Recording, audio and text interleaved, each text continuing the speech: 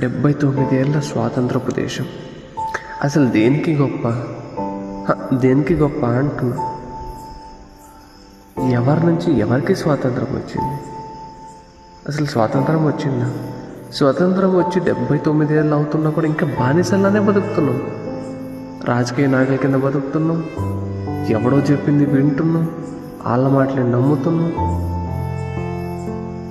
Right to speech అంటే మనకు స్వాతంత్రం ఉంది కదా అంటే ఏది పడితే అది మాట్లాడేయచ్చా?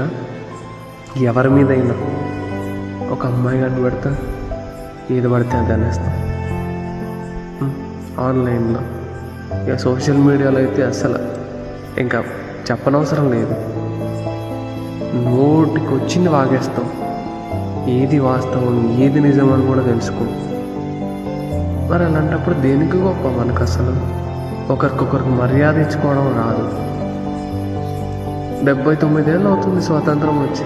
రేపులాగయ్యా, మర్డర్లాగయ్యా, కొన్ని ఏవైనా ప్రతిరోజు జరిగే రైతు చావులాగయ్యా, అసలు ఏవి ఆగాయని?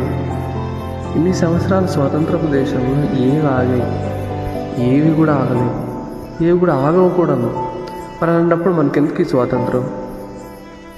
స్వాతంత్రం వచ్చిన తర్వాత వాళ్ళు ఎంత దోచుకున్నారో తెలియదు, కానీ మనల్ని అయితే మనం ఇంకెంత దోచుకున్నామో లెక్క ఉన్నా మాట్లాడే రైట్ ఎవరికి లేదు. తెలిసినా కూడా మాట్లాడరు. అలాంటప్పుడు స్వాతంత్రం మనకు నిజంగానే వచ్చిందా? నాకు తెలిసి ఇది స్వాతంత్రం కాదు. స్వాతంత్రం అంటే ఓన్లీ మనుషులకు వచ్చినట్ట. అంటే మనతో పాటు నివసించే ఆవులు కానీ కుక్కలు కానీ మిగతా జీవరాశులకు వచ్చినట్టు కాదా? మరి వాటికి కూడా వచ్చినట్టయితే అవి కూడా మనతో పాటు నివసించాలి కదా. మరి అలాంటి వాటిని దూరంగా ఉంచాలని ఎందుకు డిసైడ్ చేస్తున్నారు అసలు? వాటి స్థావరాలకు మనం వెళ్ళాం, అడవులను కొట్టేసి ఇల్లు కట్టుకున్నాం.